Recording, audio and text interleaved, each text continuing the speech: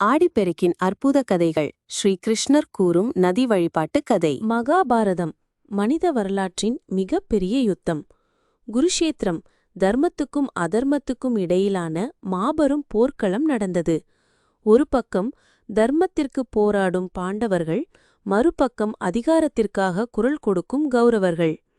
மொத்தம் 18 அக்ஷௌஹினி படைகள்.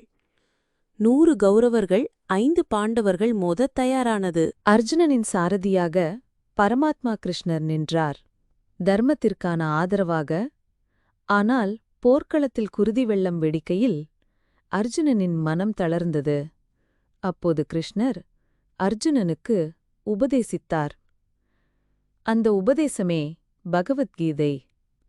18 நாட்கள் நீண்ட இந்த போரில் ஒவ்வொரு நாளும் உயிரிழப்பு நேர்ந்தன. ஆயிரக்கணக்கான உயிர்கள் அழிந்தன. யுத்தம் வாழ்க்கையின் வெறுமையை உணர்த்தியது. இறுதியில் பாண்டவர்கள் வென்றார்கள். ஆனால் வெற்றி கிடைத்தாலும் பலரின் கண்ணீரால் பெறப்பட்டது. அந்த அழிவுக்குப் பின் பாண்டவர்கள் பித்ருக்களுக்கு நதிக்கரையில் தர்ப்பணம் செய்தனர்.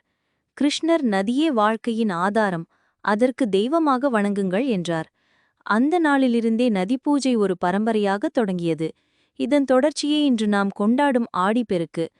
ஆடி மாதம் 18ஆம் நாள் இயற்கை பெருக்கெடுத்து உயிர் கொடுக்கும் நாள் ஆடிப்பெருக்கு. ஆடிப்பெருக்கு ஏன் கொண்டாடுகிறோம்? கங்கை நதி தன்னுடைய பாவங்களைப் போக்க கிருஷ்ண பகவானிடம் சென்று வழி கேட்டது. கிருஷ்ணர் காவேரி ஆற்றில் கலக்க சொன்னார். காவேரி ஆறு கிருஷ்ணரிடம் இருந்து பாவங்களைப் போக்கும் சக்தியை பெற்றது.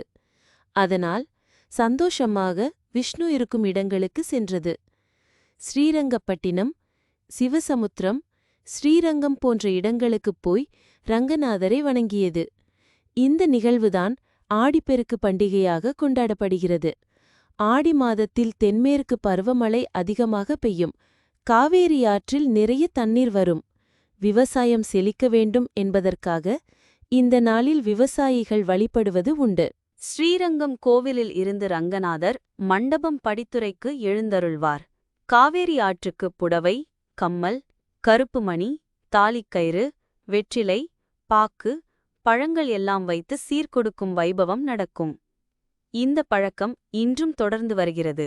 இதனால் காவேரி தாயை ரங்கநாதரின் தங்கை என்றும் கூறுவார்கள்.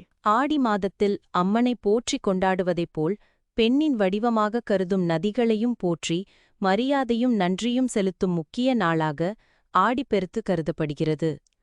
குறிப்பாக காவிரி தாயை வழிபட்டு பாவங்கள் நீங்கி மகிழ்ச்சி, ஆயுள், அனைத்து நலன்களும் பெருக வேண்டுமென வழிபடும் சிறப்புக்குரிய நாளாகும். ஆடி மாதம் அன்மனுக்கு உகந்த மாதம்.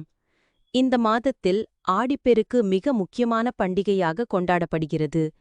ஆடிப்பெருக்கு ஆடி மாதத்தின் 18ஆம் நாளில் கொண்டாடப்படுகிறது. அதனால் இதை ஆடி 18ஆம் பெருக்கு என்றும் சொல்லுவது உண்டு.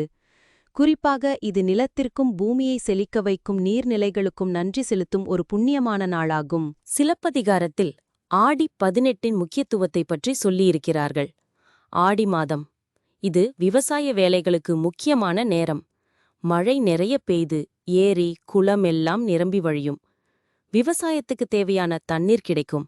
அதனால் விவசாயிகள் அடுத்த விவசாயத்துக்கு நிலத்தை தயார் செய்வார்கள்.